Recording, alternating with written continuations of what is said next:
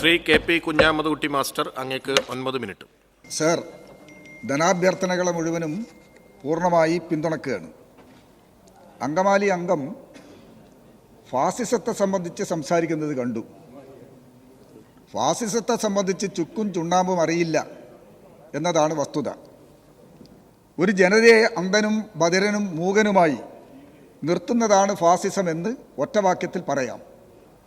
അത്തരമൊരവസ്ഥ നമ്മുടെ രാജ്യത്ത് വന്നിട്ടില്ലെന്ന് എല്ലാവർക്കും അറിയാവുന്നതാണ്. എന്നാൽ പുതിയ കാലത്ത് പുതിയ രൂപത്തിലും ഭാവത്തിലും കടന്നു വരുന്ന ഫാസിസ്റ്റ് രൂപത്തെയാണ് നവഫാസിസം എന്ന പേരിലൂടെ CPM അഭിസംബോധന ചെയ്യുന്നത്. ഇതൊന്നും അടിയന്തരാവസ്ഥയുടെ ഉപജ്ഞാതാക്കൾക്ക് മനസ്സിലാകില്ല. സർ, ന്യൂസിലാൻഡ് പ്രധാനമന്ത്രി ക്രിസ്റ്റഫർ ലക്സൺ കുറേ ദിവസമായി നമ്മുടെ രാജ്യത്ത് സന്ദർശനം നടത്തുകയാണ്.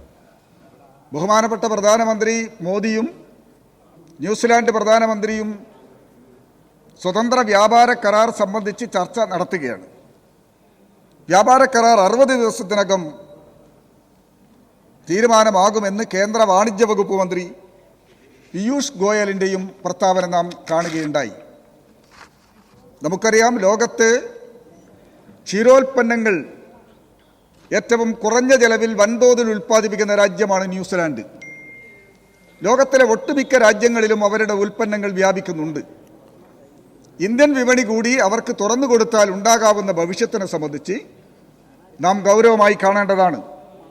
നമ്മുടെ പ്രിയപ്പെട്ട അമുൽ, മിൽമ, തമിഴ്നാട്ടിലെ ആവിൻ, കർണാടകത്തിലെ നന്ദിനി, കേരളത്തിലെ ഉൾപ്പെടെയുള്ള ഇന്ത്യ രാജ്യത്തെ കോടിക്കണക്കിന് വരുന്ന ചെറുകിടയിലും ഇടത്തരത്തിലും പെട്ട ക്ഷീര കർഷകർ മുഴുവനും പെരുവഴിയിലാകുന്ന നിലപാടാണ് വരാൻ പോകുന്നത്. ട്രംപ് മോഡി ചർച്ച നടന്നു. അമേരിക്കയുമായി സ്വതന്ത്ര വ്യാപാര കരാറാണ്. അമേരിക്കൻ ഉൽപ്പന്നങ്ങളും ഇന്ത്യൻ വിപണി കൈയടക്കാൻ പോകുന്നു. Regional comprehensive economic partnership RCEP കരാർ കുറേ നാളായി തുടരുകയാണ്. അതും പ്രായോഗികമായി വരികയാണ്. അവ തെക്ക് കിഴക്കൻ ഏഷ്യൻ രാജ്യങ്ങളുമായും ലോകത്തിലെ വിവിധ രാജ്യങ്ങളുമായും സ്വതന്ത്ര വ്യാപാര കരാർ ഒപ്പിടുകയും അതിൻ്റെ ഫലമായി ആ ഉൽപ്പന്നങ്ങൾ മുഴുവനും ഇന്ത്യൻ വിപണി കൈയടക്കി കഴിഞ്ഞാൽ ഇന്ത്യ രാജ്യത്തെ കർഷകരുടെയും ജനതയുടെയും അവസ്ഥ എന്തായിരിക്കുമെന്ന് ആലോചിക്കേണ്ടതാണ്. ഇതാ അപ്പുറത്തിരിക്കുന്ന കോൺഗ്രസ് എന്ന് പറയുന്ന പാർട്ടി 91-ൽ നടപ്പിലാക്കിയ, നരസിംഹറാവുവും മൻമോഹൻ സിംഗും ചേർന്ന് നടപ്പിലാക്കിയ പുത്തൻ സാമ്പത്തിക പരിഷ്കരണത്തിൻ്റെ ദുരന്തമാണ് ഇന്ത്യ രാജ്യത്തെ ജനങ്ങളിപ്പോൾ അനുഭവിക്കുന്നത് എന്ന് നാം കാണേണ്ടതാണ്. ഈ രൂപത്തിൽ, വലിയ രൂപത്തിൽ ഉള്ള നിലപാടുകളാണ്, പ്രയാസമാണ് വരാൻ പോകുന്നത്. കഴിഞ്ഞ കാൽനൂറ്റാണ്ട് കാലമായി നമ്മുടെ രാജ്യത്തിൻ്റെ അനുഭവങ്ങൾ വെച്ചുകൊണ്ട് കോൺഗ്രസ് എന്ന് പറയുന്ന പാർട്ടി ഞങ്ങൾ എടുത്ത നയം തെറ്റായി പോയി എന്ന് പറയാൻ അവർ തയ്യാറായോ? തയ്യാറായില്ല. BJPയുടെ സാമ്പത്തിക നയത്തെ അവർക്ക് എതിർക്കാൻ കഴിയുന്നില്ല. കാരണം അവരാണ് അതിൻ്റെ ഉപജ്ഞാതാക്കൾ. ഒരേ നാണയത്തിൻ്റെ 2 പുറങ്ങളായി രാജ്യത്ത് നടപ്പിലാക്കുന്ന സാമ്പത്തിക നയത്തെ BJPയും കോൺഗ്രസും പിന്തുണക്കുന്ന കാഴ്ച നമ്മൾ കാണുകയാണ്. ഈ ദുരവസ്ഥയ്ക്ക് കാരണം കോൺഗ്രസ് ആണെന്നുള്ള കാര്യം ഒരു കാലത്തും ഇന്ത്യൻ ജനത വിസ്മരിക്കില്ല എന്ന് നാം മനസ്സിലാക്കേണ്ടതാണ്. പുത്തൻ സാമ്പത്തിക പരിഷ്കരണത്തിന് ബദൽ എന്ത് എന്ന ചോദ്യം ലോകത്തും സംസ്ഥാനത്തും രാജ്യത്തും ഉയർന്നു വരുമ്പോൾ സഖാവ് പിണറായി വിജയന്റെ നേതൃത്വത്തിലുള്ള കേരള സർക്കാർ എന്ന അഭിമാനപൂർവ്വം നമുക്ക് പറയാൻ കഴിയും. പുതിയ നയത്തിനെതിരായിട്ടുള്ള സമരങ്ങളും പ്രക്ഷോഭങ്ങളും ശക്തമായി തുടരുന്നതോടൊപ്പം തന്നെ ഈ അവസ്ഥയെ അതിജീവിക്കാൻ വേണ്ടിയുള്ള പുതിയ പദ്ധതികളും പരിപാടികളും ആവിഷ്കരിച്ച് നമുക്ക് മുന്നോട്ട് പോകേണ്ടതുണ്ട്. ക്ഷീരോത്പാദന മേഖലയിൽ യുവ സംരംഭകരെ ആകർഷിക്കാൻ നമുക്ക് കഴിയേണ്ടതുണ്ട്. അതിനനുയോജ്യമായ രൂപത്തിലുള്ള സ്റ്റാർട്ടപ്പുകൾ ആരംഭിക്കണം. വ്യാവസായിക രംഗത്ത് സ്റ്റാർട്ടപ്പുകൾ ആരംഭിക്കുമ്പോൾ കൊടുക്കുന്ന ആനുകൂല്യങ്ങൾ മുഴുവനും ക്ഷീരമേഖലയിലെ സ്റ്റാർട്ടപ്പുകൾ കൂടി കൊടുത്തുകൊണ്ട് വലിയ രൂപത്തിലുള്ള മുന്നേറ്റം നമുക്ക് സംഘടിപ്പിക്കാൻ കഴിയേണ്ടതുണ്ട്. പാലുൽപാദന രംഗത്ത് നമ്മുടെ അഭിമാനകരമായ സ്ഥാപനമാണ് മിൽമ. ആ മിൽമയെ ആധുനികവൽക്കരിച്ചുകൊണ്ടും പുതിയ കാലഘട്ടത്തിന് അനുയോജ്യമായ രൂപത്തിൽ വികസിത രാജ്യങ്ങളിലൊക്കെ എങ്ങനെയാണോ, സ്കാൻഡിനേവിയൻ രാജ്യങ്ങളിൽ എങ്ങനെയാണോ പാലുൽപാദന രംഗത്ത് വലിയ രൂപത്തിൽ മുന്നേറ്റം സംഘടിപ്പിച്ചത്, ആ മാതൃകയിൽ മിൽമയെ കൂടുതൽ ശക്തിപ്പെടുത്തിക്കൊണ്ട് ലോകത്തെമ്പാടുമുള്ള രാജ്യങ്ങളിലേക്ക് നമ്മുടെ രാജ്യത്തെ, നമ്മുടെ സംസ്ഥാനത്തെ പാലുൽപാദനങ്ങൾ കയറ്റിയാക്കാൻ കഴിയുന്ന രൂപത്തിൽ ശക്തിപ്പെടുത്തി മുന്നോട്ട് പോകുന്നതിലൂടെ നമുക്ക് കഴിയേണ്ടതുണ്ട്.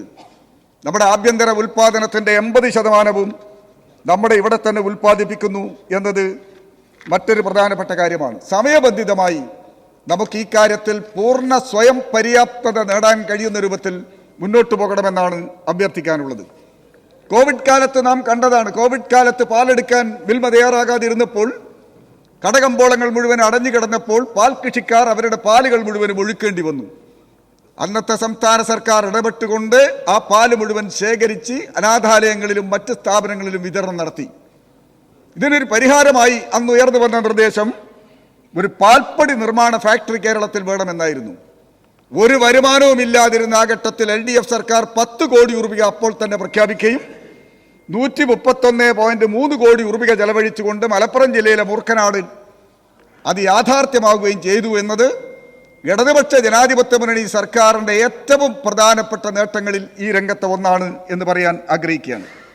പ്രതിദിനം 1 ലക്ഷം ലിറ്റർ പാല് പൊടിയാക്കി മാറ്റാനുള്ള കഴിവാണ് അവിടെയുള്ളത് എന്ന് കാണാം. സങ്കര ഇനം പശുക്കളെ ഉൽപാദനശേഷി 10.77 ലിറ്റർ വർദ്ധിപ്പിച്ചുകൊണ്ട് തെക്കേ ഇന്ത്യയിൽ ഏറ്റവും പ്രധാനപ്പെട്ട 2ാം സ്ഥാനം നാം നേടിയതായും നമുക്ക് കാണാൻ കഴിയും. ന്യൂനപക്ഷ വകുപ്പ് ഏറ്റവും ശ്രദ്ധേയമായ രൂപത്തിലാണ് പ്രവർത്തിച്ചു പോകുന്നത് എന്ന് നമുക്കറിയാം. ഇന്ത്യ രാജ്യത്തെ പട്ടികജാതി ന്യൂനപക്ഷ വിഭാഗങ്ങൾ മുഴുവനും ഭയവിഹ്വലരായി കഴിയുകയാണ്. UP-യിലെ സമ്പൽ, രാജസ്ഥാനിലെ അജ്മീർ കുഴിച്ചു പരിശോധന ഇപ്പോഴും തുടർന്നുകൊണ്ടിരിക്കുന്ന കാഴ്ച നമ്മൾ കാണുന്നു. ഉത്തർപ്രദേശിൽ ആരംഭിച്ച ബുൾഡോസർ രാജ് ഡൽഹിയിലൂടെ കടന്ന് ഇപ്പോൾ ഗുജറാത്തിലെത്തിയിരിക്കുകയാണ്. ഡൽഹിയിൽ അതിനെ തടയാൻ CPIM PB അംഗം വൃന്ദാക്കാരാട്ട് മുന്നിലുണ്ടായിരുന്നു എന്ന കാര്യം പ്രത്യേകം നാം ഓർമ്മിക്കേണ്ടതാണ്. വർഗീയ ജാതീയ സംഘർഷങ്ങളില്ലാത്ത ഒരു ദിവസം പോലും ഇവിടെ ഇല്ല എന്ന് നമുക്ക് കാണാം. ഇന്ത്യ രാജ്യത്തെ ഏറ്റവും വലിയ ജനാധിപത്യ പാർട്ടി എന്നും ഏറ്റവും വലിയ പ്രധാന പ്രതിപക്ഷമെന്നും പറയുന്ന കോൺഗ്രസ് ഈ അതിക്രമങ്ങളെ നേരിടുന്ന കാര്യത്തിൽ എവിടെയെങ്കിലും മുൻപന്തിയിൽ നിന്നതായി നിങ്ങൾക്ക് കാണാൻ കഴിഞ്ഞിട്ടുണ്ടോ? മൗനം പാലിക്കുകയാണ്. മൗനം പാലിച്ചുകൊണ്ട് അക്രമത്തിന് കൂട്ടുനിൽക്കുന്ന നിലപാടാണ് അവർ സ്വീകരിച്ചു കൊണ്ടിരിക്കുന്നത് എന്ന് കാണാം. ഇങ്ങനെയുള്ള അഖിലേന്ത്യാ അന്തരീക്ഷത്തിൽ കഴിഞ്ഞ 9 വർഷക്കാലത്തിനിടയിൽ വർഗീയ സംഘർഷങ്ങളോ ജാതീയ സംഘടനകളോ ഇല്ലാത്ത സംസ്ഥാനമായി നമ്മുടെ ഈ കൊച്ചു കേരളം തലയുയർത്തി നിൽക്കുന്നു. പിണറായി വിജയൻ നേതൃത്വം നൽകുന്ന ഈ മന്ത്രിസഭയുടെ കാലത്ത് ഏറ്റവും അഭിമാനകരമായ നേട്ടമാണ് ഈ കേരളത്തിൽ എന്ന് കാണാൻ കഴിയും. ഇതുപോലെ മതന്യൂനപക്ഷങ്ങൾക്കും പട്ടികജാതിക്കാർക്കും സംരക്ഷണം നൽകുന്ന ഏതെങ്കിലും ഒരു സംസ്ഥാനം ഇന്ത്യ രാജ്യത്തുണ്ടെന്ന് പറയാൻ കഴിയുമോ? ഈ സമാധാന അന്തരീക്ഷത്തെ തകർക്കാനും ഇവിടെയും കലുഷിതമാക്കാനും വേണ്ടിയുള്ള ശ്രമമാണ് ഇപ്പോൾ നടന്നു വരുന്നത് എന്ന് നാം കാണേണ്ടതാണ്. വഖഫ് ഭേദഗതി ബിൽ കേന്ദ്രം കൊണ്ടുവന്നു. വഖഫ് സ്വത്തുക്കൾ മുഴുവനും അന്യാധീനപ്പെടാനും ന്യൂനപക്ഷങ്ങളുടെ അവകാശങ്ങൾ മുഴുവനും കവർന്നെടുക്കാനും മാത്രമേ കഴിയൂ എന്ന് നാം കാണണം. കേരള ന്യൂനപക്ഷ വകുപ്പ് വളരെ മാതൃകാപരമായ രൂപത്തിൽ പ്രവർത്തിച്ച് മുന്നോട്ട് പോകുന്നു. മാതൃകാപരമായ രൂപത്തിലാണ് കഴിഞ്ഞ വർഷങ്ങളിൽ മുഴുവനും ഹജ്ജ് കമ്മിറ്റി പ്രവർത്തിച്ചിട്ടുള്ളത് എന്നും കാണാം. 3 എംബാർക്കേഷൻ പോയിന്റുകൾ കോഴിക്കോട്, കൊച്ചി, കണ്ണൂർ 18,200 ഹാജിമാരെ യാതൊരു പരാതികളുമില്ലാതെ യാത്ര അയച്ച സ്ഥിതിയും നമുക്ക് കാണാൻ കഴിയും. കോഴിക്കോട് ഹജ്ജ് ഹൗസ് നിർമ്മാണം നമുക്കെല്ലാം ഓർമ്മയുണ്ട്. VS മുഖ്യമന്ത്രിയായിരുന്ന ഘട്ടത്തിൽ പാലോളിയുടെ നേതൃത്വത്തിലാണ് കരിപ്പൂരിൽ ഹജ്ജ് ഹൗസ് നിർമ്മിച്ചത്. അന്ന് മുസ്ലിം ലീഗ് എന്ത് നിലപാട് അതിനോട് സ്വീകരിച്ചു എന്ന് ഇപ്പോഴെങ്കിലും ഒന്ന് ആലോചിക്കുന്നത് നല്ലതാണ്.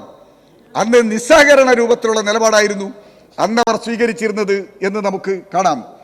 കണ്ണൂരിൽ പുതിയ ഹജ്ജ് ഹൗസ് നിർമ്മിക്കുന്നതിന് വേണ്ടി 5 കോടി രൂപയാണ് ഇപ്പോൾ സംസ്ഥാന ബജറ്റിൽ നീക്കിവെച്ചിട്ടുള്ളത്. ഇതോടൊപ്പം തന്നെ നല്ല നിലയിൽ നടന്നു പോകുന്ന ഹജ്ജ് നടപടികളെ മുഴുവനും ഹാജിമാരിൽ ആശയക്കുഴപ്പമുണ്ടാക്കാൻ വേണ്ടി സമാന്തരമായ രൂപത്തിലുള്ള ഹജ്ജ് കമ്മിറ്റികളും പരിപാടികളും സംഘടിപ്പിച്ച് മുന്നോട്ട് പോകുന്ന ഒരു പ്രവണതയുണ്ട്. വളരെ ഖേദകരമാണ്, ദൗർഭാഗ്യകരമാണ്. ഹജ്ജ് നല്ല നിലയിൽ നടന്നു കൊണ്ടുപോകണമെന്ന് ആഗ്രഹിക്കുന്നവരുടെ ഭാഗത്തുണ്ടാകാൻ പാടില്ലാത്തതാണ്. ഇക്കാര്യം കൂടി വിശ്വാസികൾ പ്രത്യേകം കാണുന്നുണ്ട് എന്ന് അപ്പുറത്തുള്ളവർ മനസ്സിലാക്കുന്നത് നല്ലതാണ്. ഞാൻ ഈ ധനാഭ്യർത്ഥനകളെ പിന്തുണക്കുന്നു.